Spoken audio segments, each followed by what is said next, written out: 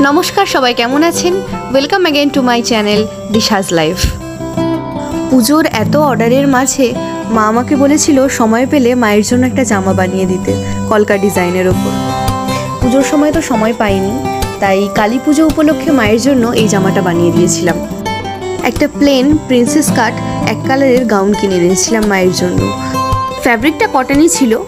आमार मा बराबरई भीषण चुजी, ताई अनेक काठखड़ पोड़ानोर पर এই ধরনের একটা কলকা ওনার পছন্দ হয়।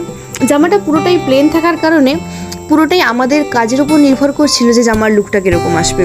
চাইলে এটা মধুবনী পেন্টিংয়ের উপরেও করা যেত, চাইলে বিভিন্ন রকম কালারের উপর করা যেত। তবে মায়ের পার্সোনালি কলকাটা পছন্দ হওয়ায় কলকার উপরেই করব বলে ঠিক করলাম। তারপর কলকার ডিজাইন দেখতে দেখতে এই কালারটা মায়ের পছন্দ হলো। মা চেয়েছিল বেশি কাজ থাকবে না, একদম প্লেনের ওপর থাকবে, কারণ খুব একটা কাজ বা খুব একটা গর্জিয়াস জামা পরা মা কখনোই পছন্দ করে না। যতটাই সিম্পল থাকবে ততটাই ওনার পছন্দ হয়, কারণ উনি মানুষটাও খুবই সিম্পল ধরনের। তারপর অনেক দেখার পর অনেক খোঁজার পর এই কালারটা পছন্দ হয়। তারপর ঠিক করা হয় কি কালারের বানানো হবে। এর উপর কালো, লাল সব ধরনেরই কালার ভালো লাগতো, ডার্ক ব্লু, ব্ল্যাক কালারও ভালো লাগতো। তারপর এরকমভাবে ভেবে ভেবে যেহেতু কালারটা ছিল একদম অফ হোয়াইট ক্রিম কালারের উপর জামাটা, তাই তার উপর লাল কালারটাই করব বলে ঠিক করলাম। মায়েরও পছন্দ হলো।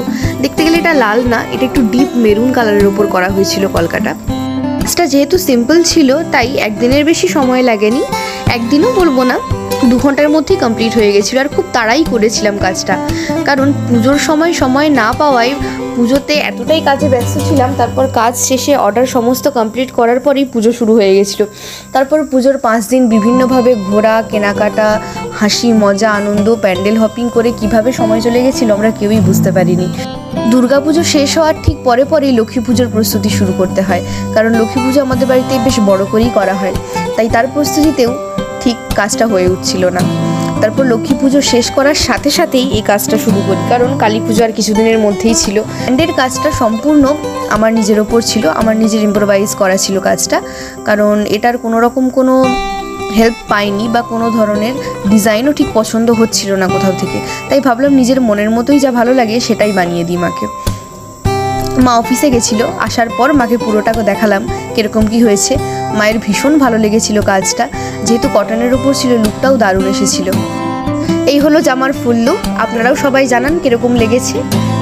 আর সবাই সুস্থ থাকুন, ভালো থাকুন, দেখা হবে আবার পরের ভিডিওতে। Bye bye.